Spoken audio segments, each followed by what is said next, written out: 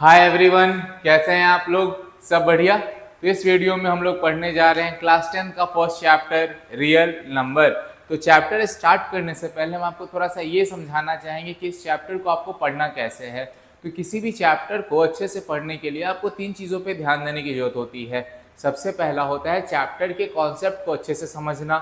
दूसरा होता है कॉन्सेप्ट समझने के बाद नंबर ऑफ क्वेश्चंस प्रैक्टिस करना।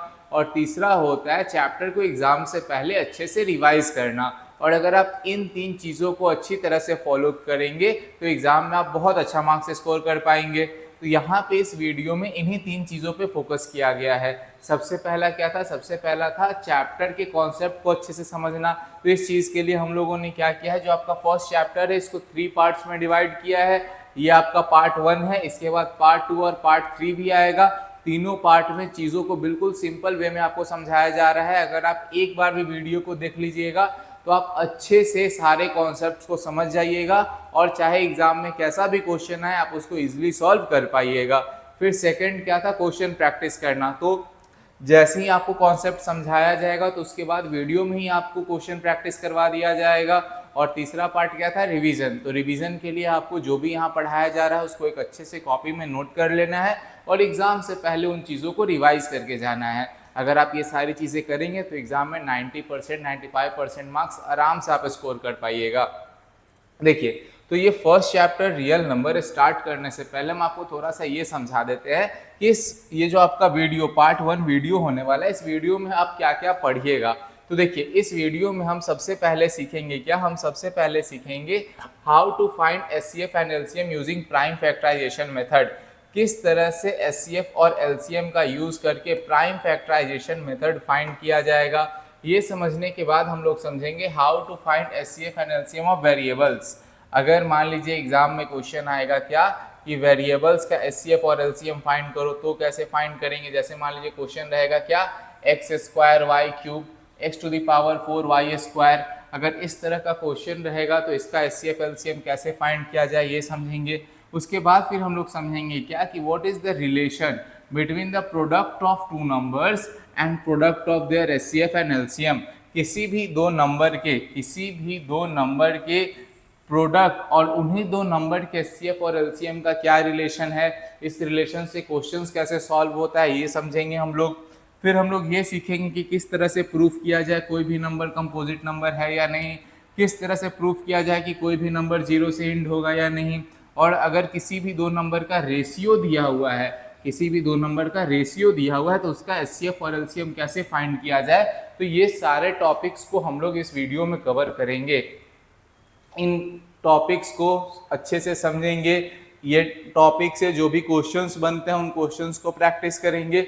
उसके बाद हम लोग इस साल मार्च 2025 में जो बोर्ड एग्जाम हुआ था उस बोर्ड एग्जाम में इन टॉपिक से जो क्वेश्चंस आया था उसको भी सॉल्व करेंगे इसी वीडियो में। और ये जितना भी टॉपिक है बहुत ज़्यादा इम्पोर्टेंट है, क्योंकि अगर आप लास्ट ईयर नहीं 2025 मार्च में जो बोर्ड एग्जाम हुआ था ना, उसमें अगर आप देखने जाएंगे कि फर्स्ट चैप्टर से कौन कौन सा क्वेश्चन आया था, तो फर्स्ट चैप्टर से जितना भी क्वेश्चन आया था ना वो सब के सब यहीं से थे। तो इसीलिए इस टॉपिक को अच्छे से देखना है। और अगर आप सीबीएसई के किसी भी साल का क्वेश्चन पेपर ले लीजिए, किसी भी साल का, आपको इन टॉपिक से क्वेश्चंस 110% मिलेंगे ही मिलेंगे। कहने का मतलब क्या है, ये सारे के सारे इंपॉर्टेंट टॉपिक है, इन टॉपिक से एग्जाम्स में क्वेश्चन आता है, इसीलिए इसको अच्छे से समझना है। तो आगे बढ़ते हैं। तो इस चैप्टर में सबसे पहले हम लोग को समझना क्या है कि प्राइम नंबर क्या होता है। सबसे पहले हम लोग क्या समझेंगे, प्राइम नंबर क्या है, क्योंकि ये पूरा चैप्टर प्राइम नंबर के आसपास घूमता है। आप कोई भी कॉन्सेप्ट समझिएगा, कुछ भी प्रूफ करने जाइएगा, वहाँ पे प्राइम नंबर का यूज होगा। तो इसीलिए हम सबसे पहले आपको क्या समझा रहे हैं कि प्राइम नंबर आखिर होता क्या है। तो बहुत सिंपल सा कॉन्सेप्ट है। प्राइम नंबर क्या होता है? ऐसा कोई भी नंबर, क्या, any number which is divisible by 1 and itself. ऐसा कोई भी नंबर जो 1 और सिर्फ खुद से डिविजिबल हो, ऐसा कोई भी नंबर जो 1 और सिर्फ खुद से डिविजिबल हो उसी को क्या कहा जाता है, प्राइम नंबर कहा जाता है। Any number which is divisible by 1 and itself is called prime number. Simple सा कॉन्सेप्ट है, ऐसा कोई भी नंबर जो खुद से और सिर्फ 1 से डिविजिबल हो उसी को हम लोग क्या कहते हैं, प्राइम नंबर कहते हैं। अगर इसका एग्जाम्पल देखेंगे तो इसका एग्जाम्पल क्या हो जाएगा, 2, 3, 5, 7, 11, 13, 17, 19, 23 एंड सो ऑन। तो आप यहाँ पे एक चीज़ देखिएगा, जितना भी एग्जाम्पल लिखा हुआ है ये सब किसी के टेबल में नहीं आते हैं। 2 सिर्फ खुद के टेबल में आता है और 1 से डिविजिबल है, 3 भी 3 और 1 से डिविजिबल है, 5 भी 5 और 1 से डिविजिबल है, इसीलिए इन सभी को क्या कहा गया है, प्राइम नंबर कहा गया है। अब यहाँ पे 2 पॉइंट नोट करना है 2 के रिगार्डिंग, क्या कि 2 is the smallest prime number, 2 is the smallest prime number. Objective questions को सॉल्व करने में ये काम आता है, इसीलिए ध्यान रखिएगा 2 is the smallest prime number. ठीक, और इसके बाद फिर एक और पॉइंट याद रखना है 2 के बारे में, क्या, 2 is the only even prime number, 2 is the only even prime number. Even number तो आपको पता है ना, ऐसे नंबर जो 2 से डिविजिबल होते हैं। तो जितना भी प्राइम नंबर आप देख रहे होंगे यहाँ पे, इन सभी में चाहे जितना भी प्राइम नंबर होता है उन सभी में सिर्फ 2 ही एक ऐसा नंबर है, एक ऐसा प्राइम नंबर है जो कि क्या है, इवन है। तो ये दोनों पॉइंट याद रखना है, ऑब्जेक्टिव सॉल्व करने में इसका यूज होगा। ठीक, इसको आप वीडियो पॉज करके नोट कर लीजिएगा। नेक्स्ट स्लाइड पे चलते हैं। अब ये समझने के बाद आपको समझना है फंडामेंटल थ्योरम ऑफ अर्थमेटिक। आप फंडामेंटल थ्योरम ऑफ अर्थमेटिक जानते हैं पर दूसरे नाम से जानते हैं। आप लोग एचसीएफ एलसीएम फाइंड करने के लिए प्राइम फैक्टराइजेशन करते हैं ना, प्राइम फैक्टराइजेशन लिखना आपको क्लास 4-5 से ही सिखाया जाने लगता है। तो वो जो प्राइम फैक्टराइजेशन आप लिखते हैं वही क्या है, फंडामेंटल थ्योरम ऑफ अर्थमेटिक। ये क्या कहता है, ये कहता है एनी इंटीजर ग्रेटर देन 1, कोई भी इंटीजर जो 1 से बड़ा हो, any integer greater than 1, any integer greater than 1 can be expressed as the product of prime numbers, किसी कोई भी इंटीजर जो 1 से बड़ा है उसको हम लोग as a product of prime numbers लिख सकते हैं। इसी को क्या कहा जाता है, फंडामेंटल थ्योरम ऑफ अर्थमेटिक। और ये काम आप कब करते हैं, जब आप प्राइम फैक्टराइजेशन निकालते थे तभी ना आप करते थे। मान लीजिए हम आपको कहेंगे क्या, मान लीजिए हम आपको कहेंगे मान लीजिए हम आपको कह रहे हैं क्या, write the prime factorisation of 720। तो इसका मतलब क्या होता है कि आपको 720 को as a product of prime number लिखना है। तो इसको आप कैसे लिखिएगा, सबसे पहले 720 को 2 से डिवाइड दीजिएगा, क्योंकि 2 क्या है, प्राइम नंबर। प्राइम फैक्टराइजेशन लिखते समय सिर्फ और सिर्फ प्राइम नंबर से ही डिवाइड दिया जाता है। तो पहले 2 से लगाएंगे तो 360 हो गया, फिर 2 से लगाएंगे तो 180 हो गया, फिर 2 से लगाएंगे तो 90 हो गया, फिर 2 से लगाएंगे तो 45 हो गया,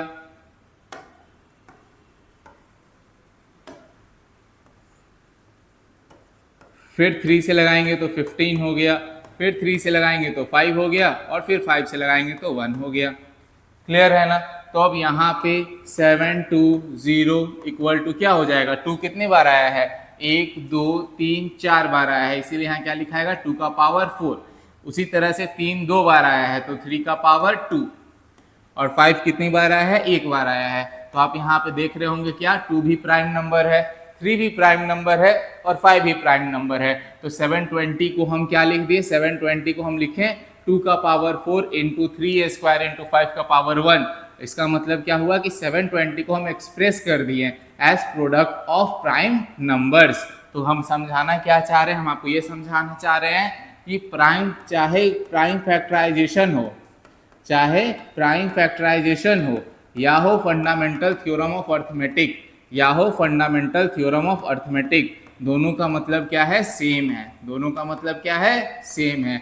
ये कॉन्सेप्ट ध्यान में रखना है, अभी आगे काम आएगा। क्लियर है ना? चाहे प्राइम फैक्टराइजेशन हो या चाहे फंडामेंटल थ्योरम ऑफ अर्थमेटिक हो, दोनों का मतलब क्या है, सेम है। आगे बढ़ते हैं। तो अब यहाँ पे नेक्स्ट हम लोग को समझना है क्या, how to find HCF and LCM using prime factorisation method. किस तरह से एचसीएफ और एलसीएम फाइंड किया जाए using prime factorisation method. Prime factorisation method की हेल्प से एचसीएफ और एलसीएम कैसे फाइंड किया जाए। तो ध्यान रखना है, या तो how to find HCF and LCM using prime factorisation दिया रहे क्वेश्चन में, या फिर दिया रहे फंडामेंटल थ्योरम ऑफ अर्थमेटिक। दोनों का मतलब क्या होता है, सेम होता है।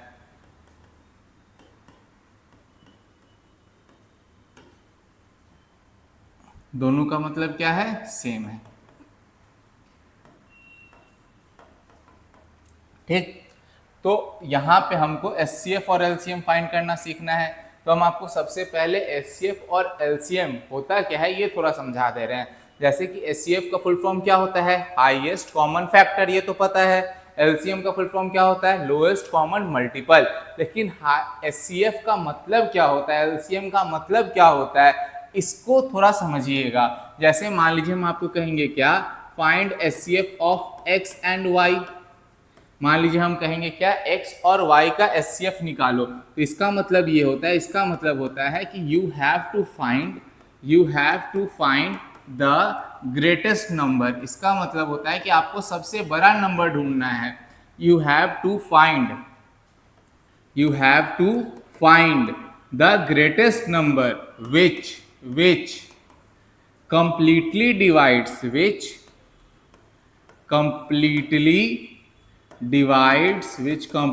divides x and y।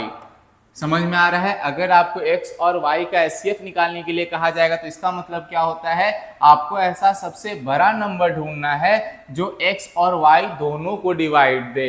जैसे मान लीजिए हम आपको कहेंगे क्या, एचसीएफ फाइंड करो किसका, 24 और 30 का। एचसीएफ फाइंड करो किसका, 24 और 30 का। तो कैसे फाइंड करेंगे, तो यहाँ ध्यान दीजिएगा। अगर हम यहाँ पे 24 का फैक्टर लिखेंगे, तो फैक्टर का मतलब तो समझ में आता है ना, ऐसे नंबर जिससे 24 डिविजिबल हो। तो अगर हम यहाँ पे फैक्टर्स ऑफ 24 लिखेंगे, क्या लिखेंगे, फैक्टर्स ऑफ 24। तो 24 का फैक्टर क्या हो जाएगा, 2 हो जाएगा, 3 हो जाएगा, 4 हो जाएगा, 6 हो जाएगा, 8 होगा, 12 होगा और फिर 24 होगा। ठीक, उसी तरह से अगर हम यहाँ पे लिखेंगे फैक्टर्स ऑफ 30, तो फैक्टर्स ऑफ 30 क्या क्या हो जाएगा, फैक्टर्स ऑफ 30 हो जाएगा 2, 3, 5, 6, 15, 30। क्लियर है ना? अब अगर हम आपसे पूछेंगे कि बताइए यहाँ पे कॉमन फैक्टर कौन कौन है, अगर हम आपसे पूछेंगे यहाँ पे कॉमन फैक्टर कौन कौन है, तो कॉमन दोनों में कौन है, 2 दोनों के पास है, 3 दोनों के पास है, 6 भी दोनों के पास है। तो पहले फैक्टर लिखें फिर कॉमन फैक्टर, लेकिन इसमें आपको क्या चाहिए, इसमें आपको चाहिए हाईएस्ट कॉमन फैक्टर। तो कॉमन फैक्टर 2 है, 3 और 6, और हाईएस्ट मतलब क्या होता है, सबसे बड़ा। तो सबसे बड़ा कॉमन फैक्टर कौन है, 6 है। तो इसका मतलब क्या हो गया कि 24 और 30 का जो एचसीएफ होगा वो क्या हो जाएगा, 6 हो जाएगा। 24 और 30 का एचसीएफ क्या हो जाएगा, 6 हो जाएगा। तो समझ में आया क्या होता है, 6 जो है वो सबसे बड़ा नंबर है जिससे 24 और 30 कंप्लीटली डिवाइड होगा।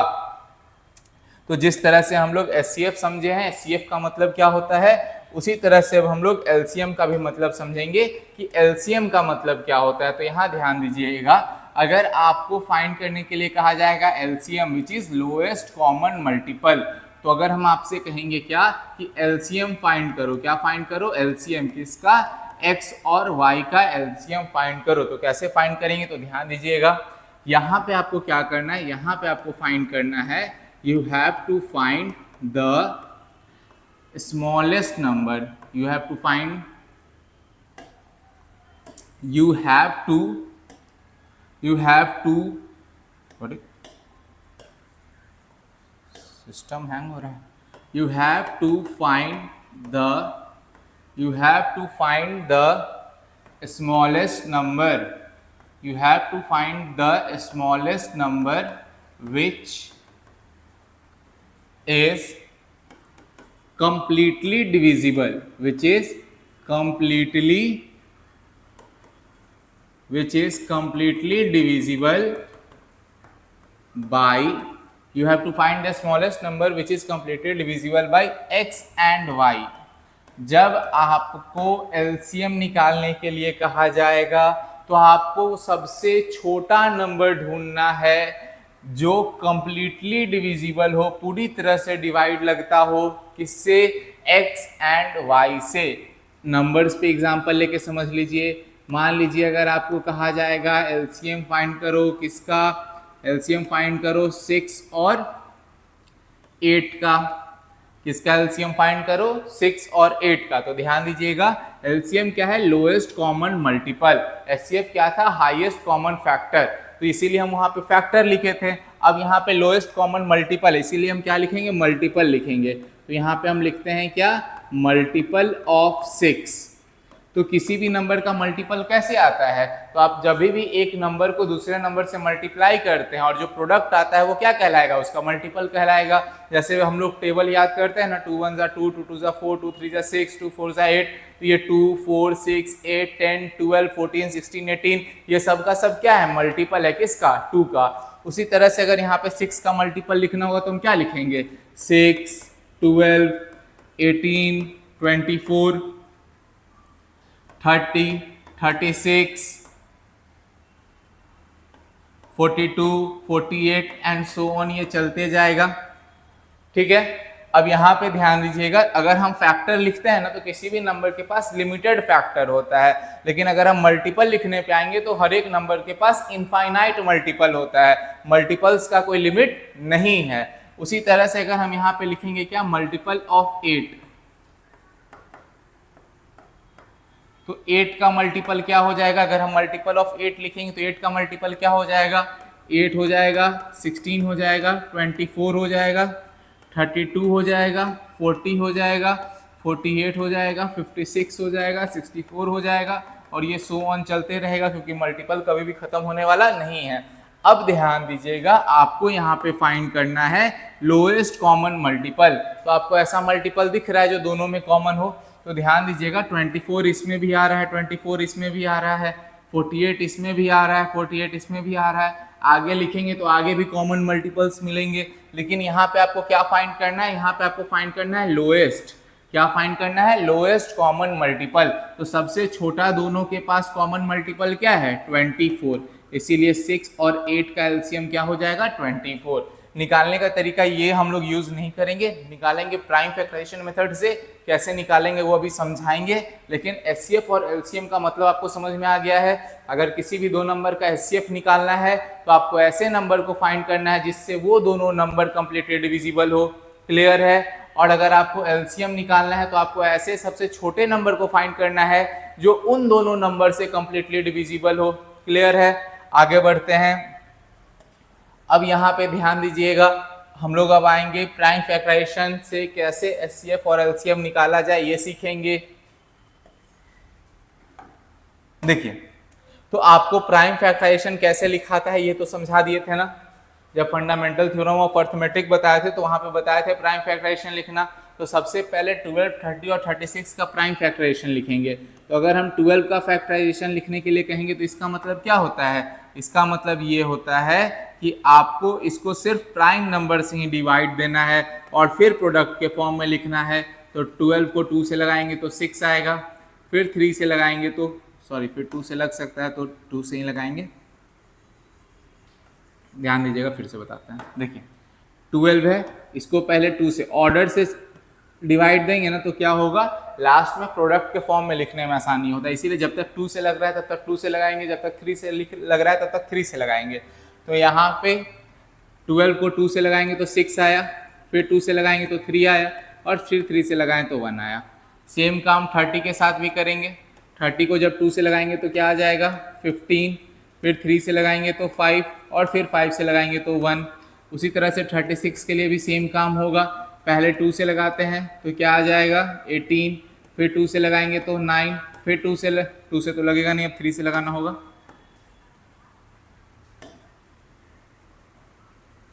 देखिएगा 3 से लगाएंगे तो 3 और फिर 3 से लगाएंगे तो 1। क्लियर है। अब इसको प्रोडक्ट के फॉर्म में लिख लेते हैं। तो प्रोडक्ट के फॉर्म में लिखने के लिए 12 को क्या लिखा जाएगा, 12 को लिखा जाएगा 2 का पावर 2 इंटू 3। क्या लिखेंगे 2 का पावर 2 इंटू 3। उसी तरह से 30 को क्या लिखेंगे, 30 को लिखेंगे 2 इंटू 3 इंटू 5। और 36 को क्या लिखेंगे, 36 को लिखेंगे 2 का पावर 2 इंटू 3 का पावर 2। क्लियर है यहाँ तक सभी को। सबसे पहले प्राइम फैक्टराइजेशन लिखें, उसके बाद प्रोडक्ट के फॉर्म में लिखें। चाहे आपको एचसीएफ फाइंड करना हो या आपको एलसीएम फाइंड करना हो, इतना काम आपको दोनों में करना ही करना है, ये कॉमन काम है, दोनों में करना है। अगर एचसीएफ फाइंड करना हुआ तो भी करना होगा, अगर एलसीएम फाइंड करना हुआ तो भी करना होगा। क्लियर है। आगे बढ़ते हैं। अब यहाँ जो समझा रही है बहुत इंपॉर्टेंट है, अगर आप इसको ध्यान से समझ लिए तो एचसीएफ और एलसीएम लिखने में कभी कोई दिक्कत नहीं होगा। तो एचसीएफ और एलसीएम लिखने के लिए आपको यहाँ दो काम करना होता है। सबसे पहले यहाँ जो भी नंबर है उनमें से नंबर्स को सिलेक्ट करना है और फिर उन नंबर्स के पावर को सिलेक्ट करना है। तो सिलेक्ट करने का तरीका क्या होता है, बस ये ध्यान से समझिएगा। अगर मान लीजिए आपको एचसीएफ लिखना है, क्या लिखना है, एचसीएफ लिखना है, तो एचसीएफ लिखने के लिए आपको ऐसे नंबर्स को सिलेक्ट करना होता है जो सभी के पास हो। जैसे 2 इसके पास भी है, इसके पास भी है, इसके पास भी है, तो एचसीएफ लिखने के लिए 2 का यूज होगा। क्लियर है ना। उसी तरह से 3 इसके पास भी है, इसके पास भी है, इसके पास भी है, तो 3 का भी यूज होगा। लेकिन 5 सिर्फ इसके पास है तो 5 यहाँ पे नहीं आएगा। या फिर मान लो कोई ऐसा नंबर रहता जो इसके पास है, इसके पास है, लेकिन इसके पास नहीं है, तो क्या उस नंबर को लेंगे, नहीं लेंगे। नंबर को तभी लेंगे जब तीनों के पास हो, और अगर दो नंबर का फाइंड कर रहे हैं तो जब दोनों के पास हो। अब नंबर सिलेक्ट करना समझ में आ गया। एचसीएफ लिखने के लिए ऐसे नंबर को सिलेक्ट करेंगे जो सभी के पास हो। अब उसके बाद पावर, तो एचसीएफ लिखने के लिए हम लोग स्मॉलेस्ट पावर को सिलेक्ट करेंगे। जैसे यहाँ 2 का पावर 2 है, यहाँ कुछ नहीं है तो 1 है, और यहाँ भी क्या है 2 है, तो हम सबसे स्मॉलेस्ट पावर यहाँ 2 का क्या है 1, तो यहाँ 1 लिखेंगे। क्लियर है ना। उसी तरह से 3 का भी स्मॉलेस्ट पावर क्या है, यहाँ 2 है, यहाँ 1 है, यहाँ 1 है, तो स्मॉलेस्ट पावर क्या हो गया 1, तो ये हो जाएगा 6। क्लियर है। अब आते हैं एलसीएम के लिए। तो एलसीएम के लिए क्या करना है, जितना नंबर दिख रहा है सबको सिलेक्ट कर लेना है। एचसीएफ के लिए ऐसे नंबर को सिलेक्ट करना है जो सभी के पास कॉमन हो, और एलसीएम के लिए आपको यहाँ जितना भी नंबर दिख रहा है सबको सिलेक्ट करना होगा। जैसे 2 दिख रहा है तो 2 आ जाएगा, 3 दिख रहा है, 5 दिख रहा है, तो सबको यहाँ लिख लो। बहुत आसान है ना। जितना नंबर दिख रहा है सबको लिख लो, जितना प्राइम नंबर दिख रहा है सबको लिख लो। क्लियर है। अब एचसीएफ में स्मॉलेस्ट पावर लिए थे, तो एलसीएम में क्या लेंगे, लार्जेस्ट पावर। तो यहाँ पे 2 का पावर 2 है सबसे बड़ा, तो 2 का पावर 2। फिर 3 का सबसे बड़ा पावर क्या है 1 1 2, तो 2 और 5 तो एक ही है, और इसका पावर 1 है तो 1 ही रह जाएगा। तो 2 का पावर 2 4, 3 का पावर 2 9 इंटू 5, तो ये आपका क्या हो जाएगा, ये हो जाएगा आपका 180। यहाँ 9 आ गया, तो इसको मल्टीप्लाई करने पे आएगा 180। यही हो गया आपका आंसर। क्लियर है ना। बहुत इजी है एचसीएफ एलसीएम फाइंड करना। नेक्स्ट क्वेश्चन पे आते हैं। ये सीबीएसई 2019 का क्वेश्चन है, जिसमें आपको कहा गया था क्या, 612 और 1314 का एचसीएफ फाइंड करो यूजिंग प्राइम फैक्टराइजेशन मेथड। अभी आपको सिखाए हैं कैसे फाइंड करना है। सबसे पहले 612 का प्राइम फैक्टराइजेशन लिखेंगे, तो पहले इसको 2 से लगाएंगे तो क्या आ जाएगा 306, फिर 2 से लगाएंगे तो 153, फिर 3 से लगाएंगे तो 51, फिर 3 से लगाएंगे तो 17, और फिर 17 से लगाएंगे तो 1, क्योंकि 17 एक प्राइम नंबर है इसीलिए 17 से ही लगा दिए डायरेक्ट। अब उसके बाद है 1314, तो 1314 है तो पहले 2 से लगाते हैं। 2 से लगाएंगे तो ये क्या हो जाएगा आपका, 2 से लगाएंगे तो ये हो जाएगा 6, ओके। फिर 11 बचेगा तो 5 और 7, ठीक, 6 5 7। उसके बाद क्या ये 3 से लगेगा, हाँ बिल्कुल लग जाएगा। 3 से लगाते हैं, तो 3 से लगाएंगे तो ये हो जाएगा 2 1 9। अभी भी 3 से लग रहा है, बिल्कुल लग रहा है, ये हो जाएगा 7 3। क्लियर है। अब 7 3 जो है वो एक प्राइम नंबर है। 73 कैसा नंबर है, प्राइम नंबर है, इसको 73 बार में ही लगा दिए। अब इसके बाद आपको क्या करना है, इसको प्रोडक्ट के फॉर्म में लिखना है। तो प्रोडक्ट के फॉर्म में लिखना है, तो 612 है तो इसको क्या लिखेंगे, इसको लिखेंगे 2 का पावर 2 इंटू 3 का पावर 2 इंटू 17। क्लियर है ना? क्या लिखेंगे इसको? 2 का पावर 2 इंटू 3 का पावर 2 इंटू 17। उसी तरह से 1 3 1 4 को क्या लिखेंगे? 2 इंटू 3 का पावर 2 इंटू 73। अब आपको लिखना है SCF।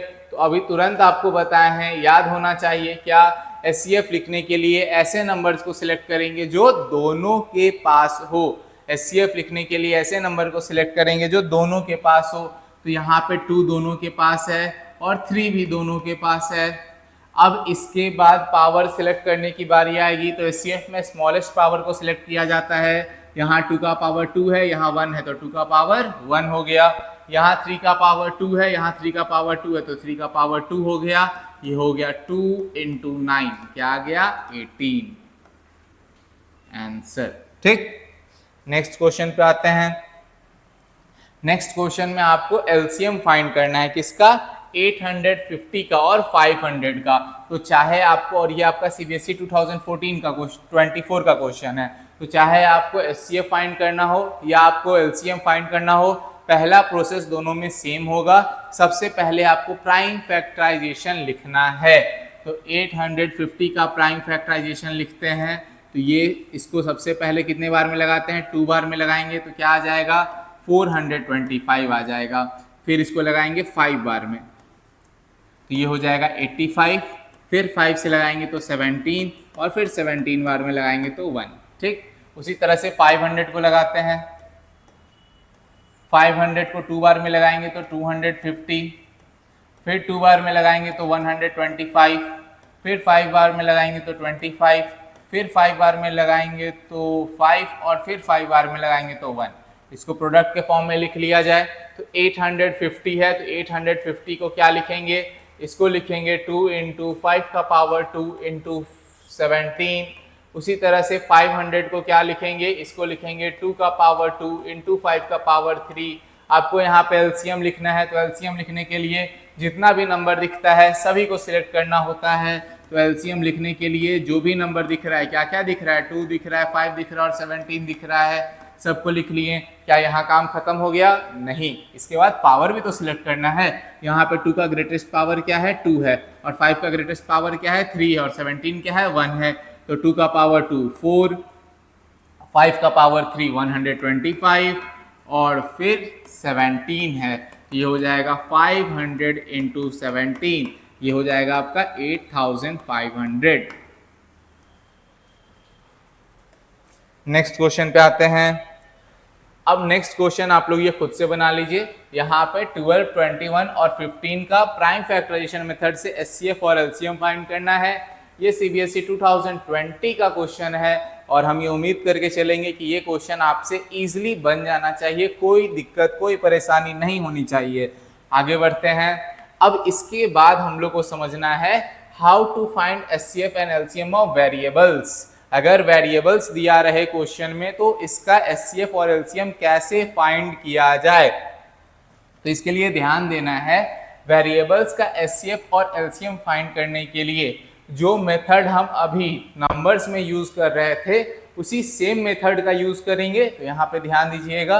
मान लीजिए हम आपको कहेंगे क्या, a इक्वल टू है x का पावर 4 y का पावर 3 और b इक्वल टू है x का पावर 2 y का पावर 5। ठीक, अब अगर आपको कहेंगे एचसीएफ फाइंड करो a और b का, तो जैसे वहां पे एचसीएफ फाइंड करने के लिए ऐसे नंबर्स को सिलेक्ट करते थे जो दोनों के पास हो, है ना, उसी तरह से यहाँ पे वेरिएबल्स को सिलेक्ट करना है। तो हम ऐसे वेरिएबल्स को सिलेक्ट करेंगे जो आपका किसके पास हो? दोनों के पास हो। तो x भी दोनों के पास है, y भी दोनों के पास है, तो x और y आ गया। इजी है। अब इसके बाद पावर सिलेक्ट करना है। तो एचसीएफ में कैसे पावर को सिलेक्ट करते थे? स्मॉलेस्ट। तो यहाँ पे भी स्मॉलेस्ट पावर को सिलेक्ट करेंगे। तो x का स्मॉलेस्ट पावर 2 है और y का 3 है, बस इतना ही कर दिए। एचसीएफ आ गया a और b का। अब मान लो अगर तुमको एलसीएम लिखना है a और b का, तो जितना भी वेरिएबल दिख रहा है सबको लिख लो। x और y ही है तो लिख लिए। अब एचसीएफ में स्मॉलेस्ट पावर, एलसीएम में लार्जेस्ट पावर, तो यहाँ पे 4 आ गया, यहाँ पे 5 आ गया, ये इसका एलसीएम लिखा गया। एक और एग्जाम्पल देख लो। अगर मान लो P इक्वल टू दिया हुआ है a क्यूब बी स्क्वायर सी और Q इक्वल टू दिया हुआ है a स्क्वायर सी स्क्वायर, अगर आपसे कहा जाएगा HCF लिख के जरा बताइए P और Q का HCF लिख के बताइए, तो कैसे बताइएगा? तो HCF लिखने के लिए ऐसे वेरिएबल को सिलेक्ट करते हैं जो दोनों के पास हो। तो A दोनों के पास है, C दोनों के पास है, लेकिन B दोनों के पास नहीं है, तो B सिलेक्ट नहीं करेंगे, A और C सिलेक्ट करेंगे। तो A और C सिलेक्ट कर लिए। अब HCF लिखना है तो पावर स्मॉलेस्ट होगा या लार्जेस्ट होगा? HCF में पावर स्मॉलेस्ट होगा, तो यहाँ A का स्मॉलेस्ट पावर 2 है और C का स्मॉलेस्ट पावर 1 है। क्लियर है ना? अब अगर LCM लिखना है P और Q का, अगर LCM लिखना है P और Q का, तो LCM लिखने के लिए जितना भी वेरिएबल दिख रहा है सभी को सिलेक्ट करेंगे। यहाँ पे A B C तीनों लिखा जाएगा, A B C तीनों लिखा जाएगा। A का ग्रेटेस्ट पावर क्या है? 3, B का ग्रेटेस्ट पावर क्या है? 2 और C का भी ग्रेटेस्ट पावर क्या है? 2। तो ये हो गया आपका HCF और LCM P एंड Q का। क्लियर है ना? बहुत इजी था। अब आते हैं क्वेश्चन पे। तो यहाँ पे ये क्वेश्चन है आपका CBSE 2024 का, 2024 CBSE का ये क्वेश्चन है, जिसमें कि P का वैल्यू दिया हुआ है 18a स्क्वायर B का पावर 4। P का वैल्यू क्या दिया हुआ है? 18a स्क्वायर B का पावर 4 और Q का वैल्यू क्या दिया हुआ है? 20a cube B square. आपको फाइंड करना है HCF और LCM।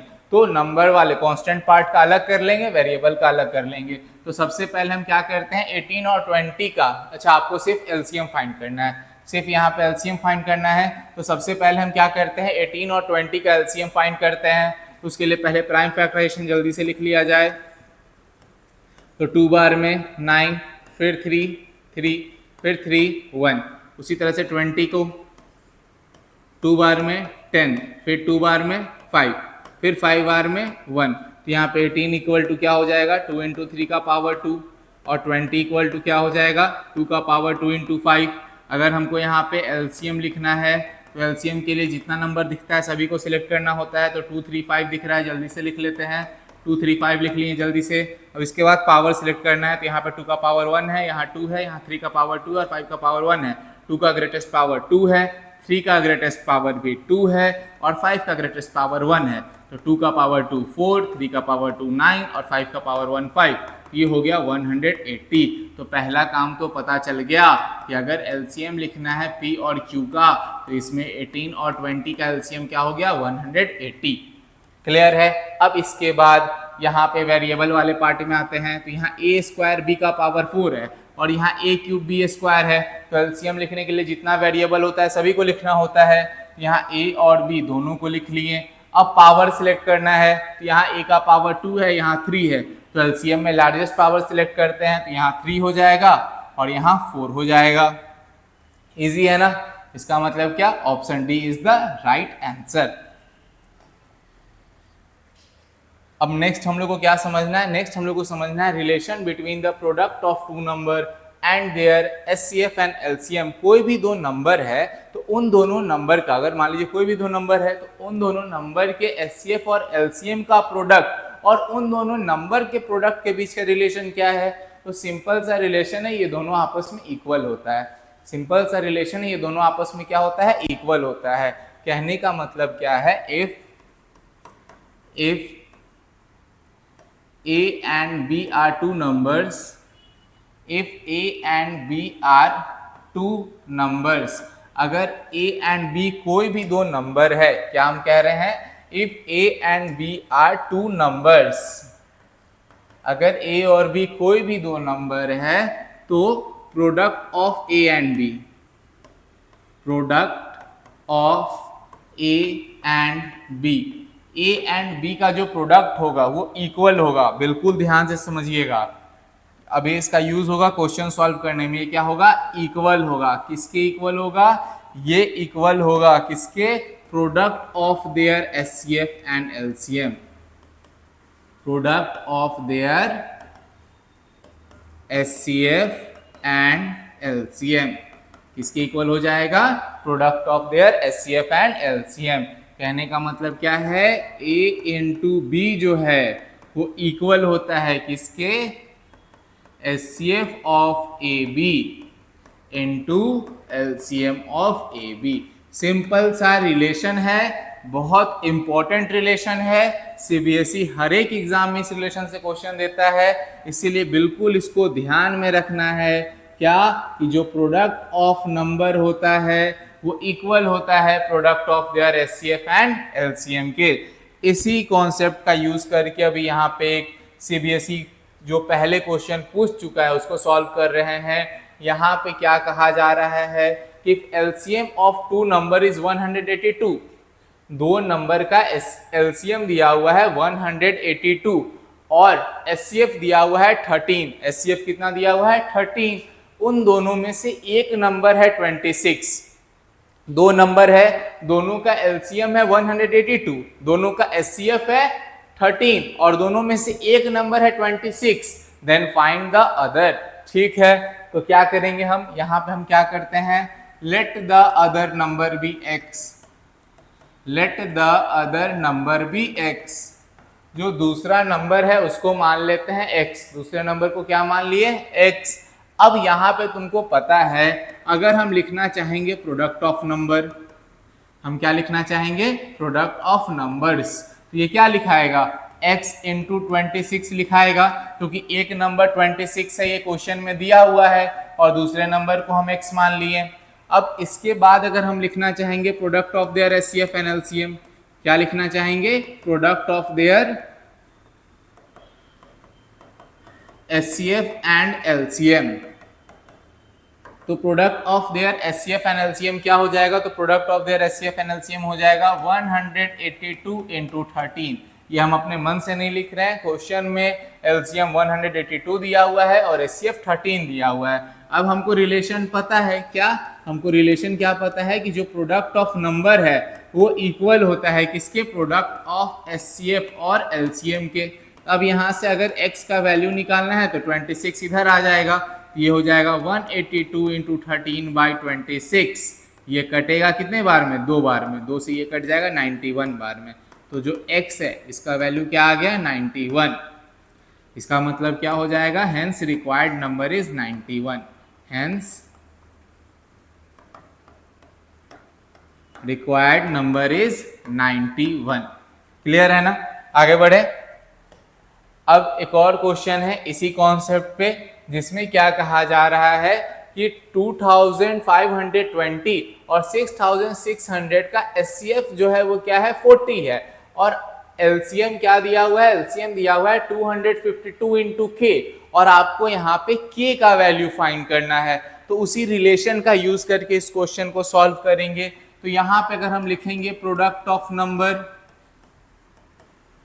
तो प्रोडक्ट ऑफ नंबर्स क्या हो जाएगा, प्रोडक्ट्स ऑफ नंबर हो जाएगा 2520 इंटू 6600।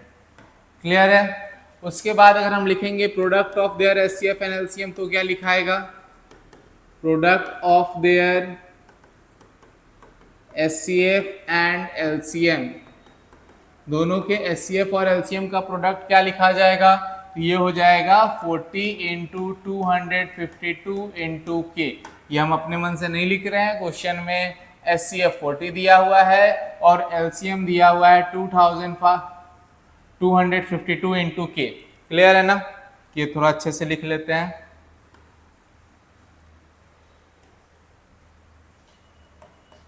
ठीक, अब आगे बढ़ते हैं। तो रिलेशन आपको पता है, रिलेशन क्या कहता है कि जो प्रोडक्ट ऑफ नंबर है and product of their HCF and LCM है, ये दोनों आपस में इक्वल होता है।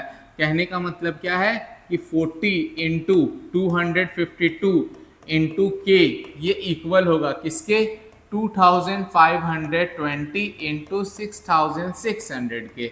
और अगर आपको के का वैल्यू फाइंड करना है तो इन दोनों को इसके नीचे भेजेंगे, ये हो जाएगा 2520 इंटू 6600 बाई 40 इंटू 252।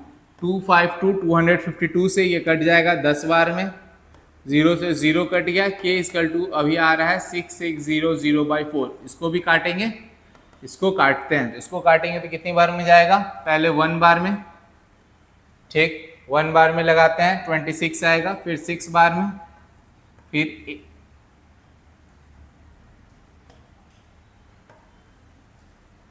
देखिए पहले 1 बार में लगाएं 4 तो 26 आया, फिर 6 बार में लगाएं तो कितना आ जाएगा 1650 आ जाएगा। ठीक, आप इसको डिवाइड करके देख सकते हैं, आंसर यही आएगा 1650। देखिए अब इसके बाद नेक्स्ट हम लोग को समझना है how to show that this number is a composite number.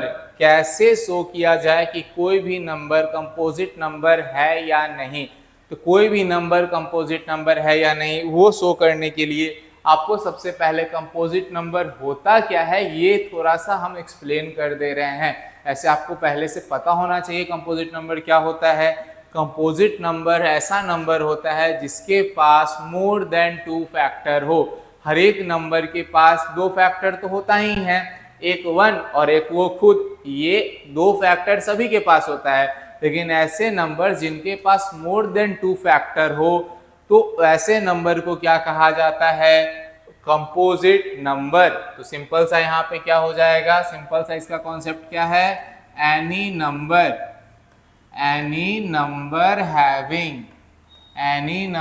having more than 2 factor, any number having more than 2 factor, जितने भी नंबर हैं जिनके पास 2 से ज्यादा फैक्टर है is called composite number. Clear है ना, बहुत सिंपल सा कॉन्सेप्ट है। अब अगर इसका एग्जाम्पल कहा जाए तो इसका एग्जाम्पल क्या हो जाएगा, 4 हो जाएगा, 6 हो जाएगा, 9 हो जाएगा, 10 हो जाएगा, 15 हो जाएगा एंड सो ऑन। बहुत सारा कंपोजिट नंबर्स है। ठीक, अब यहाँ पे बस एक चीज ध्यान में रखना है, ये जो 4 है ये आपका स्मॉलेस्ट कंपोजिट नंबर है। 4 is the smallest composite number. ये सब छोटी छोटी चीजें हैं जो ऑब्जेक्टिव बनाने में, असर्शन रीजन बनाने में काम आता है, इसलिए ध्यान रखना है 4 is the smallest composite number. अब यहाँ पे इसी सेम कॉन्सेप्ट का यूज हम यहाँ पे प्रूविंग में करेंगे। तो ध्यान दीजिएगा, आपका जो नंबर है वो क्या दिया हुआ है, 5 × 11 × 17 प्लस 3 × 11। क्लियर है ना। अब यहाँ पे देखा जाए ना तो यहाँ पे 2 टर्म है, एक टर्म ये है और एक टर्म ये है।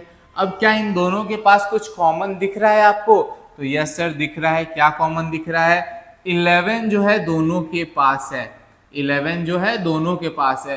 और ऐसा क्वेश्चन सीबीएसई अब काफी ज्यादा पूछ रहा है, तो ध्यान दीजिएगा आपको ऐसे नंबर को ढूंढना है जो दोनों के पास हो। तो 11 दोनों के पास है, तो हम यहाँ से क्या करते हैं, 11 को कॉमन लेते हैं। जैसे हम 11 को कॉमन लेंगे, जब हम 11 को कॉमन लेंगे तो ध्यान रखिएगा 11 को कॉमन लिए तो 11 बाहर आ गया, तो क्या बचेगा, यहाँ बचेगा 5 × 17। उसी तरह से यहाँ से भी 11 बाहर चला गया तो क्या बचेगा, सिर्फ 3 बचेगा ना। क्लियर है। अब यहाँ पे ये जो आपका नंबर था, ये जो नंबर था ये क्या हो गया, ये हो गया 11 × 5 × 17 85 और 85 प्लस 3 88। अब यहाँ पे एक और छोटा सा कॉन्सेप्ट है क्या, कि अगर किसी भी नंबर को 2 नंबर के प्रोडक्ट के फॉर्म में लिखा जाए तो वो दोनों नंबर उस नंबर का क्या कहलाएगा, फैक्टर कहलाएगा। जैसे कि अगर मान लीजिए 24 है, 24 को हम 8 × 3 लिखेंगे तो यहाँ पे 8 और 3 दोनों 24 का फैक्टर है या नहीं है ना। उसी तरह से अगर मान लो यहाँ पे 20 है, 20 को हम 4 × 5 लिखते हैं तो क्या 4 और 5 20 का फैक्टर है या नहीं है। यही सेम कॉन्सेप्ट का यूज यहाँ पे होगा। हम यहाँ पे क्या लिखेंगे, hair 11 and 88 are the 2 factors of, here 11 and 88 are the 2 factors of given number। यहाँ पे जो आपका गिवन नंबर है उसका फैक्टर है कौन, 11 और 88। क्या कह रहे हैं, here 11 and 88 are 2 factors of given number, hence the given number is a composite number, hence the given number is a composite number. बहुत आसान सा क्वेश्चन है और चांस है कि एग्जाम में ये आए, तो ध्यान रखना है कैसे बना। हम बस ऐसे नंबर को फाइंड किए जो दोनों में कॉमन हो, उसको कॉमन लिए, ब्रैकेट वाले के अंदर को सॉल्व किए, 2 नंबर मिल गया, बोल दिए क्या ये दोनों जो है फैक्टर है, जो नंबर दिया हुआ था इसका ये दोनों फैक्टर है, इस नंबर का 11 और 88 फैक्टर है, इसीलिए जो गिवन नंबर है वो क्या है, कंपोजिट नंबर है। बिल्कुल इजी कॉन्सेप्ट है, एग्जाम के पॉइंट ऑफ व्यू से बहुत इंपॉर्टेंट कॉन्सेप्ट है, तो इसको बिल्कुल दिमाग में रखना है। आगे बढ़ते हैं, तो यहाँ पे आप देख रहे होंगे क्या, अब हम ये सीखेंगे कि how to find that any number end with 0 और नॉट। कैसे फाइंड किया जाए कि कोई भी नंबर 0 से एंड होगा या नहीं, कैसे फाइंड किया जाए कोई भी नंबर 0 से एंड होगा या नहीं होगा। तो छोटा सा बस कॉन्सेप्ट है, अगर आप इसको ध्यान में रखिएगा ये क्वेश्चन बिल्कुल तुरंत बन जाएगा, ज्यादा मेहनत करने की जरूरत नहीं है इन सब क्वेश्चंस में। क्या है कॉन्सेप्ट भाई, तो कॉन्सेप्ट कहता है क्या कि if any number have 2 and 5 as its prime factor, 2 and 5 as its prime factor, अगर किसी भी नंबर के पास 2 and 5 दोनों हो as its prime factor, 2 and 5 as its prime factor, then it will end with 0, then it will ends with 0।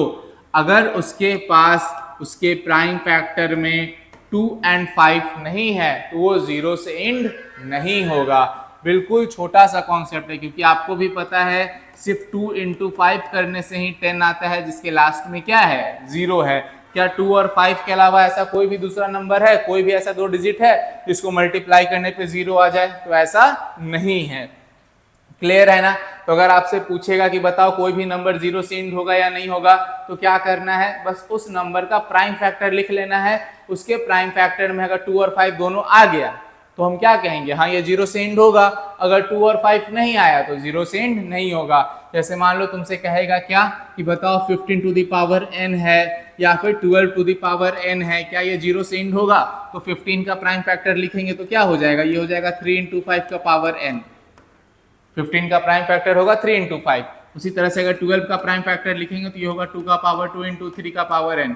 तो यहाँ पे भी 2 और 5 दोनों नहीं है, 2 और 5 दोनों होना चाहिए, सिर्फ 5 है, तो ये 0 से एंड नहीं करेगा। ये जो भी वैल्यू आएगा इसका वो 0 से एंड नहीं करेगा। यहाँ भी 2 है लेकिन 5 नहीं है, तो ये भी 0 से एंड नहीं करेगा। क्लियर है ना। अब यहाँ पे एक कॉन्सेप्ट और समझ लीजिएगा, ये भी सीबीएसई के एग्जाम्स में आया है, क्या, नंबर ऑफ जीरोस को डिटरमाइन करना। ध्यान दीजिएगा हम क्या कह रहे हैं, हम ये कह रहे हैं कि अगर मान लीजिए आपको कहेगा क्या कि 2 का पावर 5 है, 2 का पावर 5 है और इनटू 5 का पावर 3 है, तो अब इसको मल्टीप्लाई करने पे एक नंबर आएगा। इस नंबर के लास्ट में कितना जीरो होगा, इस नंबर के लास्ट में कितना जीरो होगा, ये फाइंड करने के लिए अगर आपसे कहा जाए तो आप कैसे फाइंड कीजिएगा। तो इसमें आपको ध्यान देना है कि 2 और 5 के पास स्मॉलेस्ट पावर कौन है। जैसे यहाँ पे 2 का पावर 5 है और यहाँ 5 का पावर 3 है, तो स्मॉलेस्ट पावर किसके पास है, 5 के पास है। कितना है, 3 है, तो लास्ट में कितना जीरो आएगा, लास्ट में 3 जीरो आएगा। समझ में आया, बहुत इजी सा कॉन्सेप्ट है, जो स्मॉलेस्ट पावर रहेगा उतना ही जीरो आएगा। जैसे मान लो 2 का पावर 4 है और इंटू 5 का पावर 4 है, तो दोनों का पावर सेम है, तो जो भी मल्टीप्लाई करने पे नंबर आएगा उसके पास लास्ट में 4 जीरो होगा। क्लियर है ना। लेकिन यही मान लो अगर रहेगा 2 का पावर 3 इंटू 5 का पावर 7, तो इसको अगर हम मल्टीप्लाई करेंगे तो लास्ट में कितना जीरो आएगा। तो दोनों के पास स्मॉलेस्ट पावर किसके पास है, 2 के पास कितना है, 3 है, तो सिर्फ 3 जीरो आएगा। सिंपल सा कॉन्सेप्ट है ना, ध्यान में रहेगा कि जितना स्मॉलेस्ट पावर रहता है उतना ही जीरो आता है। अगर दोनों के पास सेम है तब तो जितना पावर है उतना ही जीरो आ जाएगा, लेकिन अगर दोनों के पास डिफरेंट पावर है तो जिसके पास जितना स्मॉलेस्ट पावर रहेगा उतना ही जीरो आता है। तो ये ध्यान में रखना, ये कॉन्सेप्ट इजी सा कॉन्सेप्ट है, बता दिए हैं। अगर एग्जाम में इससे क्वेश्चन आता है तो सॉल्व हो जाना चाहिए। आगे बढ़ते हैं। अब अभी जो आपको कॉन्सेप्ट बताए हैं उसी पे क्वेश्चन बता रहे हैं कि शो करो 12 टू द पावर n जो है वो कभी भी 0 से एंड नहीं करेगा, ये आपको शो करना है। तो सबसे पहले क्या करेंगे, आपको 12 का पावर n शो करना है। तो 12 का प्राइम फैक्टर लिखते हैं, तो इसको 2 से लगाएंगे तो क्या आएगा 6, फिर 2 से लगाएंगे तो 3 और फिर 3 से लगाएंगे तो 1। तो यहाँ पे 12 इक्वल टू क्या आ गया, 12 इक्वल टू आ गया 2 का पावर 2 इंटू 3। तो 12 का पावर n है तो इसको क्या लिखेंगे, इसको लिखेंगे 2 का पावर 2 इंटू 3 का पावर n। क्लियर है ना। अब यहाँ पे आपको पता है क्या लिखना है, क्या इसके प्राइम फैक्टर में 2 और 5 है, नहीं है। तो बस यही स्टेटमेंट को अच्छे से लिख देना है, सारा गेम लिखने का है। अगर आप अच्छे से लिखना सीख गए, अगर आप अच्छे से लिखना सीख गए तो इसका मतलब क्या है कि आप इस क्वेश्चन में फुल मार्क्स लेके जाइएगा। जैसे कि यहाँ पे हम क्या लिखेंगे, here 12 to the power n does not have 2 and 5 both as its prime factor. Here 12 to the power n does not have 2 and 5 both as its prime factor, hence it does not ends with 0. Hence it does not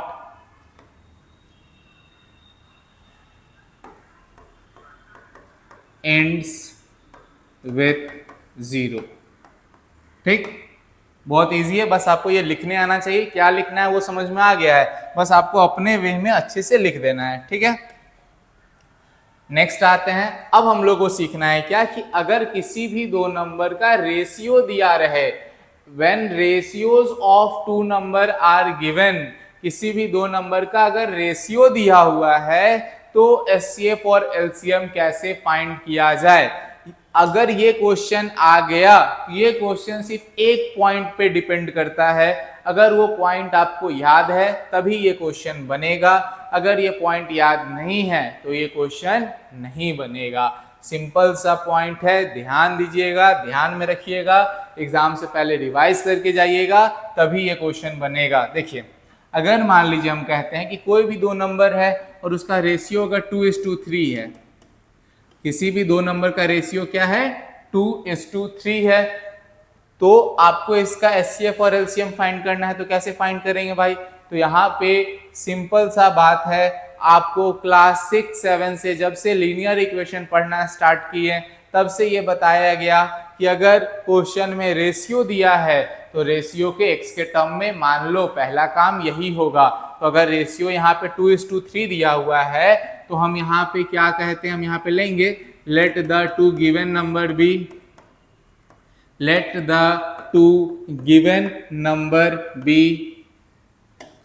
let the two given number be 2x and 3x। ये काम आता है पहले से, ये काम बहुत बार आप कर चुके हैं। क्या कि कोई भी दो नंबर का अगर रेशियो दिया रहता है तो उस नंबर को x के टर्म में लेट करते हैं। इसके बाद वाला काम अगर याद रहा तो क्वेश्चन बनेगा, अगर याद नहीं रहा तो क्वेश्चन नहीं बनेगा। क्या काम, तो ये जो x है यही एचसीएफ है, ये जो x है वही क्या है एचसीएफ है। पूरा का पूरा क्वेश्चन इसी कॉन्सेप्ट पर डिपेंड करता है। अगर आपको उस समय ये बात याद रहा कि जब हम रेशियो लेट कर रहे हैं 2x और 3x, तो ये जो x होगा यही क्या होगा एचसीएफ होगा, तो ये क्वेश्चन बन जाएगा। अगर ये याद नहीं रहा तो क्वेश्चन नहीं बन पाएगा और ऐसा क्वेश्चन एग्जाम में आएगा, इसका चांस हाई है। तो ध्यान में रखना है ये कॉन्सेप्ट। आगे आते हैं, इसी कॉन्सेप्ट पे क्वेश्चन सॉल्व करते हैं। यहाँ पे क्या कहा जा रहा है, दो नंबर का रेशियो दिया हुआ है 2:3, दो नंबर का रेशियो क्या दिया है 2:3 दिया है और इन दोनों नंबर का एलसीएम दिया हुआ है 180। तो आपको एचसीएफ फाइंड करना है। तो पहला काम तो पता है सर, क्या कि लेट द टू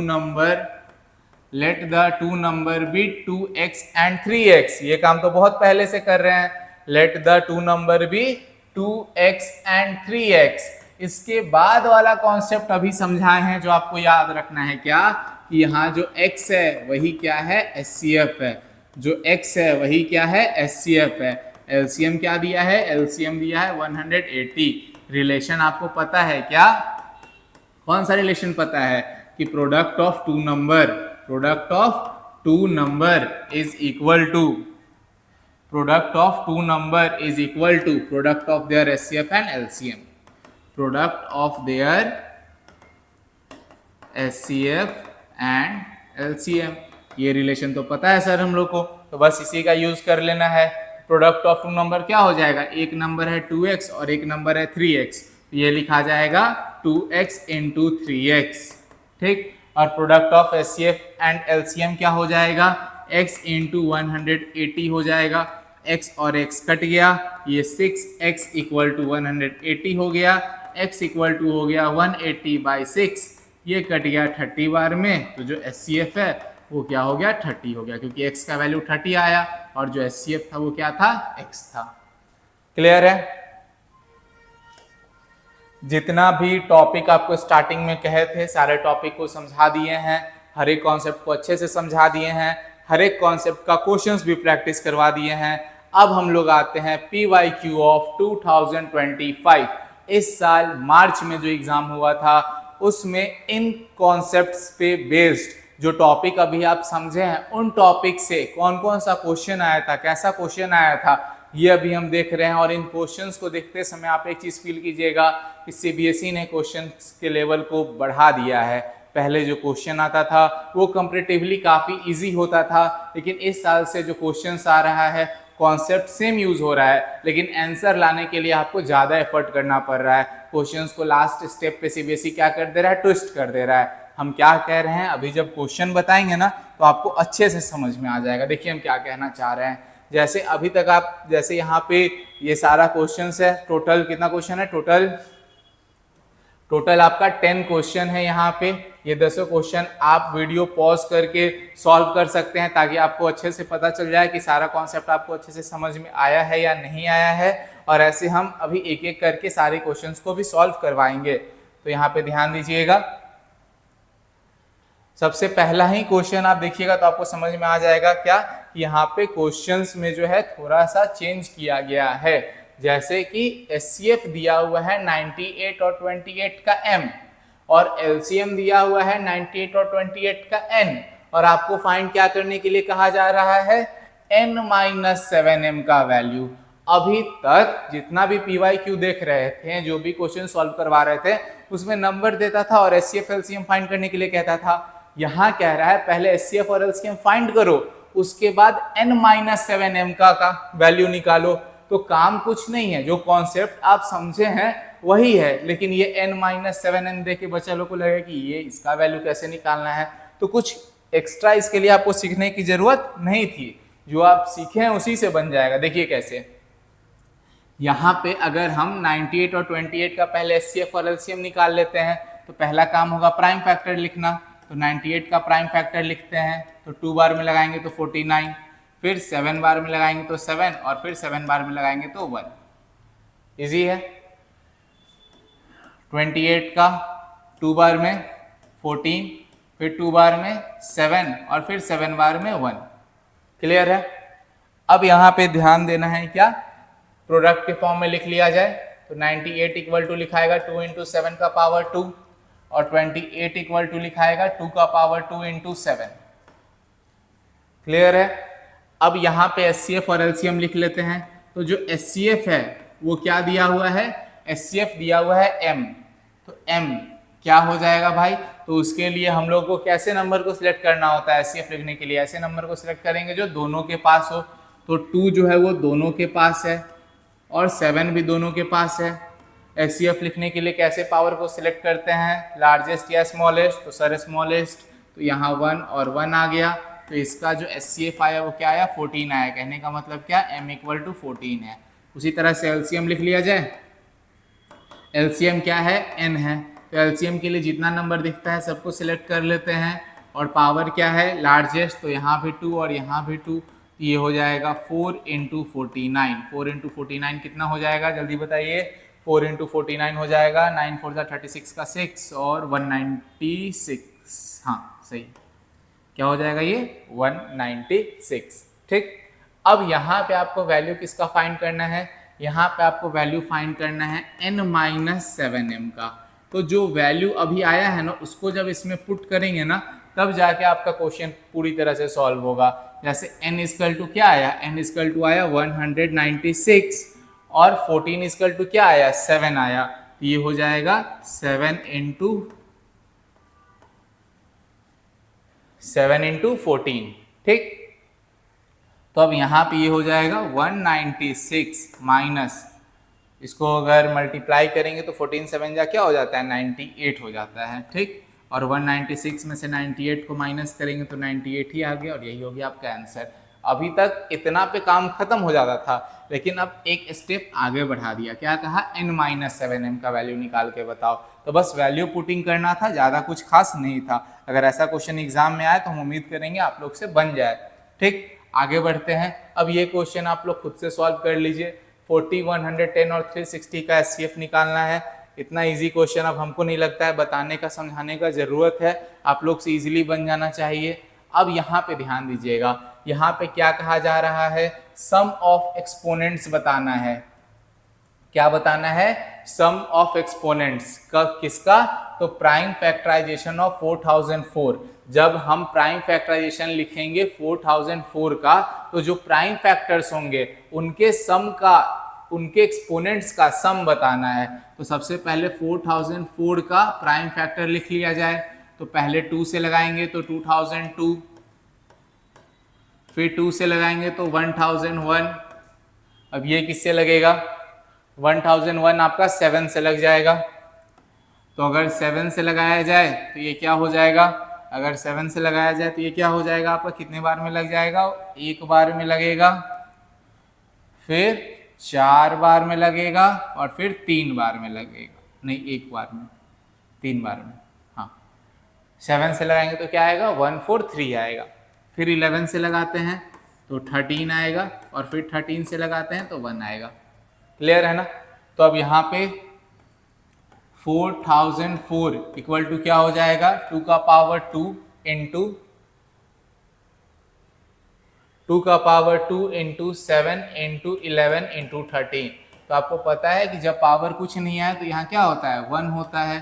तो अगर यहाँ पे सम ऑफ एक्सपोनेंट लिखना चाहेंगे, क्या लिखना चाहेंगे, सम ऑफ एक्सपोनेंट, तो सम ऑफ एक्सपोनेंट क्या लिखाएगा, ये लिखाएगा 2 का पावर 2 है तो यहाँ पावर 2 है, एक्सपोनेंट 2 है, फिर 1 है, फिर 1 है, फिर 1 है, तो ये क्या हो जाएगा 5 आपका आंसर हो जाएगा। क्लियर है ना। तो ध्यान रखिएगा, सम ऑफ एक्सपोनेंट वाले क्वेश्चन में कंफ्यूज कहाँ कीजिएगा कि जैसे यहाँ पे 17, 11, 13 आया तो बस यहाँ पे आपको ये सोचना था यहाँ पे इन सब का पावर क्या है 1 है। अगर इतना सोच लिए तो काम हो गया, नहीं सोच पाए तो फिर गलती हो जाएगा। ठीक, नेक्स्ट आगे बढ़ते हैं।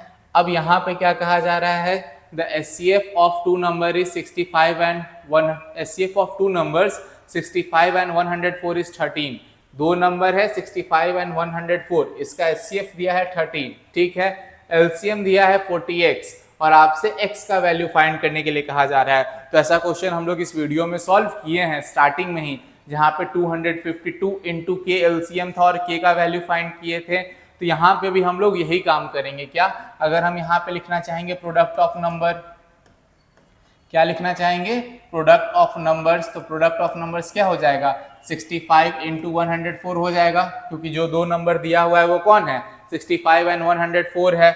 अब अगर हम लिखना चाहेंगे product of there SCF and LCM, product of there SCF and LCM, तो ये क्या लिखा जाएगा, तो SCF कितना दिया हुआ है, क्लियरली दिया हुआ है, SCF कितना 13 दिया हुआ है और LCM कितना दिया हुआ है 40x दिया हुआ है, तो 30 इंटू 40x हो जाएगा। रिलेशन आपको पता है क्या कि 65 इंटू 104 जो प्रोडक्ट ऑफ नंबर है वो इक्वल होगा किसके, product of there SCF and LCM के, 13 इंटू 40x के इक्वल होगा। तो यहाँ से अगर x का वैल्यू फाइंड करना है तो ये दोनों इसके नीचे आ जाएगा, तो x इक्वल टू हो जाएगा 65 इंटू 104 बाई 13 इंटू 40। ठीक है, कट करते हैं, 13 से ये कट जाएगा 8 बार में, 8 से ये कट जाएगा 5 बार में और 5 से ये कट जाएगा 13 बार में, तो x इक्वल टू 13 क्या आ गया आपका आंसर। इजी क्वेश्चन है, ऐसा क्वेश्चन एग्जाम में अगर आता है तो आप लोग से बन जाना चाहिए आराम से। नेक्स्ट क्वेश्चन पे आते हैं।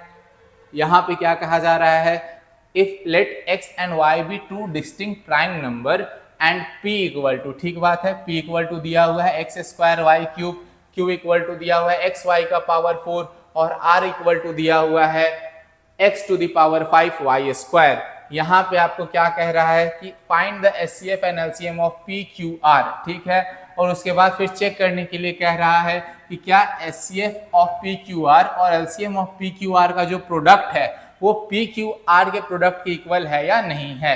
यहाँ पे भी देख रहे होंगे काम बढ़ा दिया गया, तो घबराना नहीं है, बस स्टेप बाय स्टेप चीजों को सॉल्व करना है। तो सबसे पहले ध्यान दीजिएगा, P क्या है आपका x स्क्वायर वाई क्यूब, ठीक बात है, Q क्या है आपका x y का पावर 4 और R क्या है x का power 5 y square. HCF LCM लिखना आपको सिखा चुके थे। HCF अगर मान लीजिए लिखना है P Q R का, तो कैसे वेरिएबल को सिलेक्ट करेंगे, ऐसे वेरिएबल को सिलेक्ट करेंगे जो तीनों के पास हो। तो x y तीनों के पास है तो x y आ गया। अब पावर HCF में स्मॉलेस्ट, LCM में लार्जेस्ट, तो HCF में स्मॉलेस्ट पावर, तो x का स्मॉलेस्ट पावर 1 है और y का स्मॉलेस्ट पावर 2 है। क्लियर है ना। उसी तरह से अगर LCM लिखना हो तो LCM क्या हो जाएगा, अगर LCM लिखना हो P Q R का,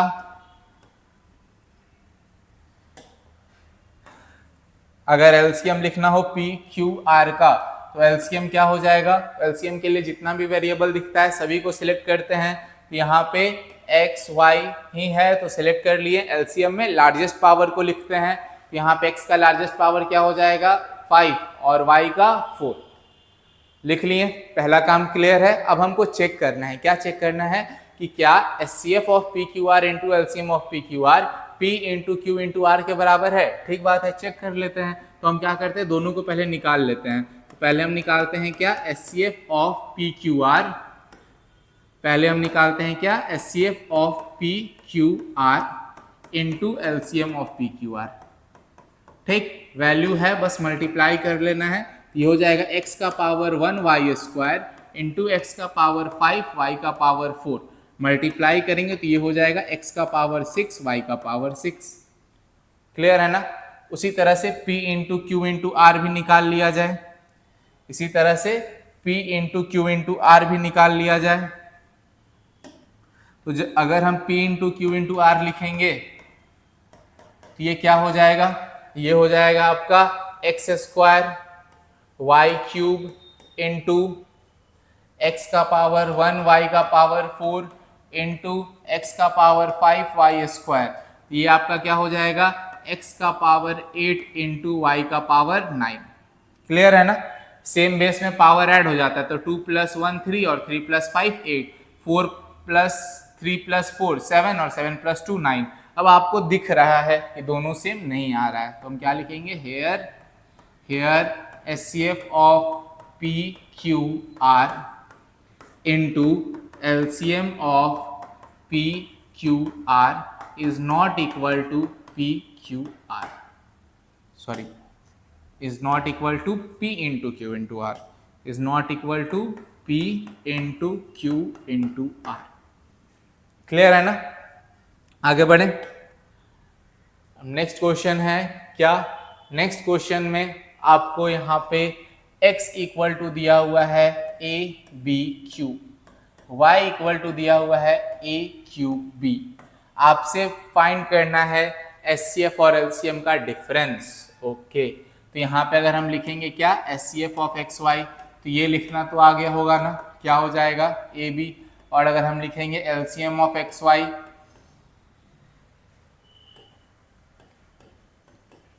तो ये क्या हो जाएगा LCM ऑफ XY, ये हो जाएगा A क्यूब B क्यूब। कैसे लिखा रहा है अभी एक्सप्लेन करने की जरूरत नहीं है, आप लोग को अच्छे से समझ में आ रहा होगा कैसे लिखा रहा है, बहुत बार एक्सप्लेन किए हैं वीडियो में ही। अब यहाँ पे ध्यान दीजिएगा, आपसे क्या पूछा गया है, आपसे पूछा गया है HCF of XY minus LCM of XY,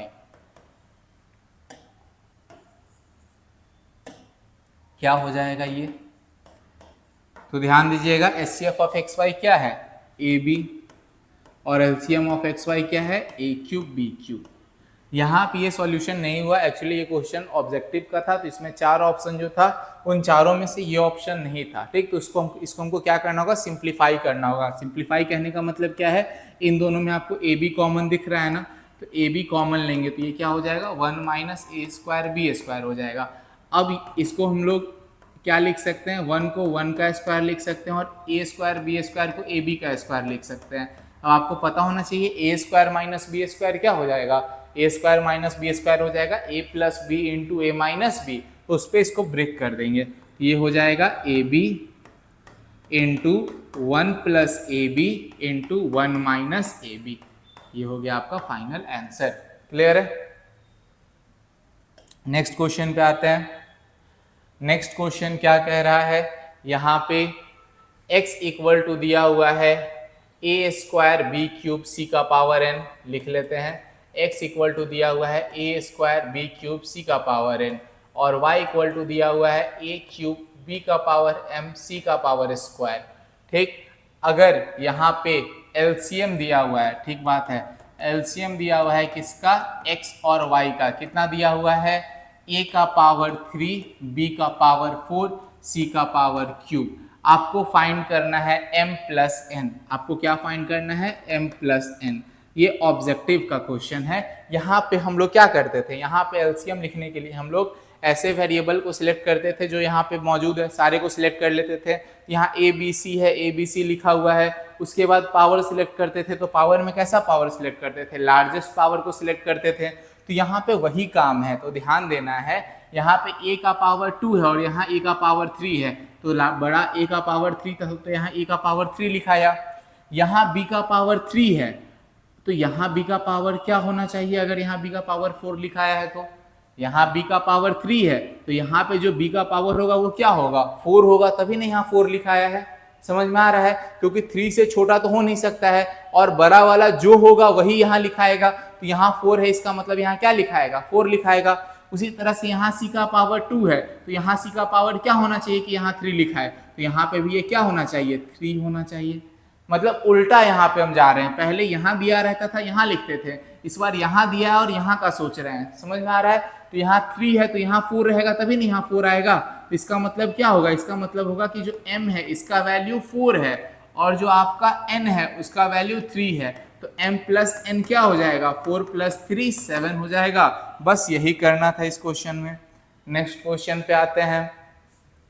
अब इसके बाद इस क्वेश्चन में क्या करना है, तो यहाँ पे आपको बताना है कि ये ट्रू है या फॉल्स, ठीक है। जो आपका पहला स्टेटमेंट है क्या कह रहा है, 2 into 3 into 5 into 7 plus 7 is a composite number, ठीक बात है, ये कंपोजिट नंबर है। यहाँ लिखेंगे क्या, 2 इंटू 3 इंटू 5 इंटू 7 प्लस 7, यही नंबर है। तो अभी आपको हम समझाए थे क्या कि यहाँ पे 2 टर्म है, एक प्लस के इधर वाला और एक ये, क्या इन दोनों में कुछ कॉमन है, यस सर दोनों में कॉमन है। क्या कॉमन है, तो 7 दोनों के पास है, 7 दोनों के पास है, तो हम दोनों में से 7 को बाहर ले लेते हैं। जब हम दोनों में से 7 को कॉमन लेंगे ना, तो ये क्या बच जाएगा, अंदर में बच जाएगा 2 इंटू 3 इंटू 5 प्लस ये 7 पूरा बाहर चला गया तो इसकी जगह 1 आ जाएगा, तो ये क्या हो जाएगा, ये हो जाएगा 7 इंटू 2 3 जा 6 6 5 जा 30 प्लस 1 31, तो 7 इंटू 31 आया, तो हम क्या लिखेंगे, here given number have 7 and 31 as its factor, hence it is a composite number, आपको बताए थे कि किसी भी नंबर को अगर किसी दो नंबर के प्रोडक्ट के फॉर्म में लिखा जा रहा है तो वो दोनों नंबर क्या हो जाएगा, उसका फैक्टर हो जाएगा। hence the given number is a composite number, hence the given number is a composite number। Clear है ना। सेकेंड वाला पार्ट देख लीजिए। सेकेंड वाले पार्ट में क्या दिया हुआ है, जो आपका सेकेंड वाला पार्ट है इसमें क्या कह रहा है, इसमें दिया हुआ है 2 इंटू 3 इंटू 5 इंटू 7 प्लस 1, यही दिया हुआ है ना। यहाँ पे दोनों में पहली बात तो कुछ कॉमन नहीं है कि हम कॉमन ले सकें, तो इसको कैलकुलेट कर लेते हैं। तो कैलकुलेट करेंगे तो क्या हो जाएगा, 2 3 जा 6, 6 5 जा 30 और 37 जा 210, 210 प्लस 1 211। तो हम क्या लिखेंगे, hair 211 have only one and itself as its prime factor। Prime factor लिखने का जरूरत नहीं है, एज इट्स फैक्टर भी लिख लेंगे तो काम चल जाएगा। As its factor, prime factor इसलिए नहीं लिखे क्योंकि 1 जो है वो एक प्राइम नंबर नहीं है, ठीक। Here 211 have only 1 and itself as its factor, hence it is not a composite number, hence it is not a composite number. Clear है ना? आगे बढ़े, नेक्स्ट क्वेश्चन पे आते हैं। तो अब यहाँ पे क्या कहा जा रहा है, so that 8 to the power n can not be end with 0 where n is a natural number. ये आप बहुत इजी है, 8 का पावर n है, 8 का प्राइम फैक्टर लिखेंगे तो क्या हो जाएगा, 2 का पावर 3 का पावर n। तो यहाँ लिख लीजिएगा क्या, here 8 to the power n does not have 2 and 5, 2 and 5 both as its prime factor, both as its prime factor इसके पास नहीं है, 2 and 5 as its prime factor नहीं है, both as its prime factor नहीं है, इसीलिए 0 से नहीं करेगा। पीछे ऐसा क्वेश्चन बनाए हैं, बहुत इजी क्वेश्चन है ये, हमको नहीं लगता है फिर से एक्सप्लेन करने की जरूरत होगी। लास्ट क्वेश्चन में आते हैं। यहाँ पे क्या कहा जा रहा है, let P Q R be the 3 distinct prime number, check whether p into Q into R plus Q is a composite number और नॉट। जाहिर सी बात है ये कंपोजिट नंबर होगा, क्यों, क्योंकि दोनों में q क्या है, कॉमन है। यहाँ ध्यान दीजिएगा, p into Q into R, ये डॉट का मतलब मल्टीप्लाई होता है, प्लस q, ये अगर आपका नंबर है तो दोनों में q कॉमन है ना, तो ये क्या हो जाएगा, दोनों में ध्यान दीजिएगा, दोनों में q कॉमन है, q यहाँ भी है, q यहाँ भी है, इसीलिए q को बाहर लेंगे। जब q को बाहर लेंगे ना, यहाँ पे क्या बच जाएगा, यहाँ पे बच जाएगा, देखिए फिर से लिख दे रहे हैं अच्छे से, यहाँ पे जब q को कॉमन ले लेंगे तो यहाँ बच जाएगा p इंटू आर प्लस 1। आया समझ में? q को जब कॉमन ले लिया, अभी ऐसा तुरंत क्वेश्चन बताए हैं, जब q को कॉमन लिए तो यहाँ से q हट गया, बचा pr, और q पूरा कॉमन आया तो उसके जगह पे 1 लिखाया, ठीक। तो ये आपका नंबर आ गया, ये प्रोडक्ट के फॉर्म में है, इसीलिए यहाँ पे हम क्या लिखेंगे,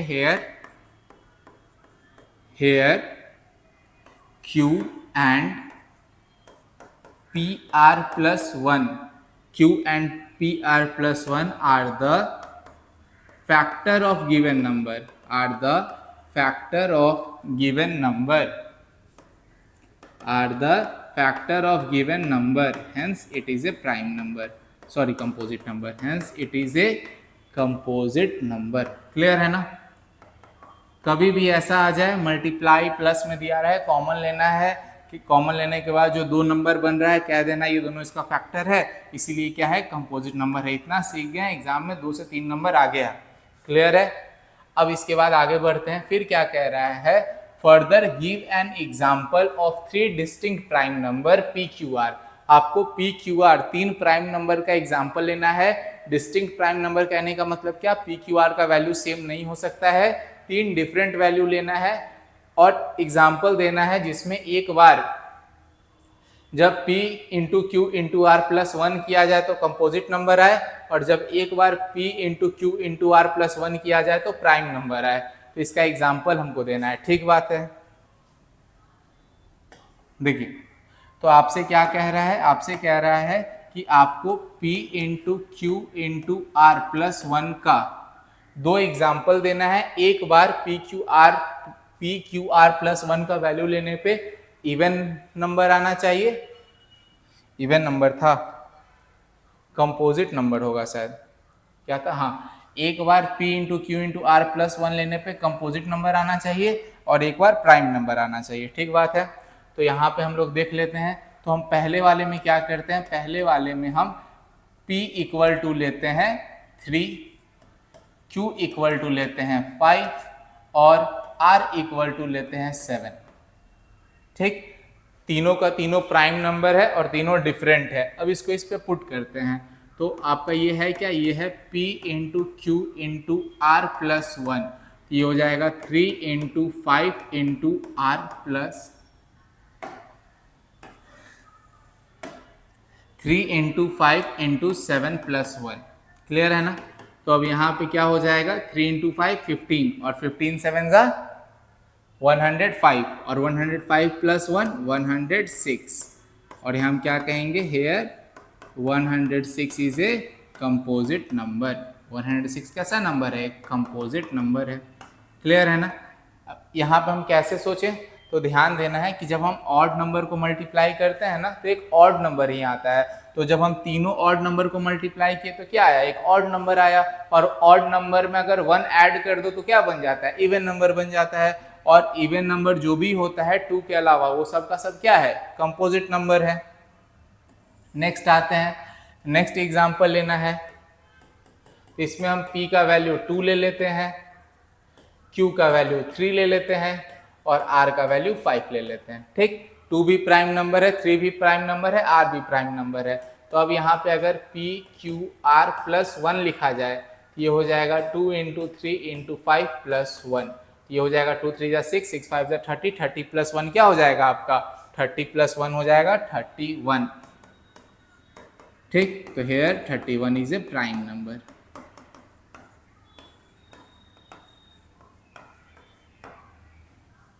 ठीक, तो ये हमारे इस वीडियो का लास्ट क्वेश्चन था।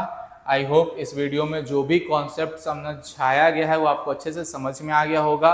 हर एक क्वेश्चंस को आप अच्छे से सॉल्व किए होंगे। ये वीडियो आपका पार्ट 1 था रियल नंबर का, पार्ट 2 और पार्ट 3 भी आएगा। हर एक वीडियो को अच्छे से देखिए। ये वीडियोस देखने के बाद आपका चैप्टर बिल्कुल अच्छे से क्लियर हो जाएगा। जो भी एग्जाम्स में क्वेश्चन आएगा वो डेफिनेटली आपसे बन जाएगा। ठीक, तो आप सभी को थैंक यू ये वीडियो देखने के लिए। अब हम लोग मिलेंगे नेक्स्ट वीडियो में, जो कि होगा आपका रियल नंबर का पार्ट 2।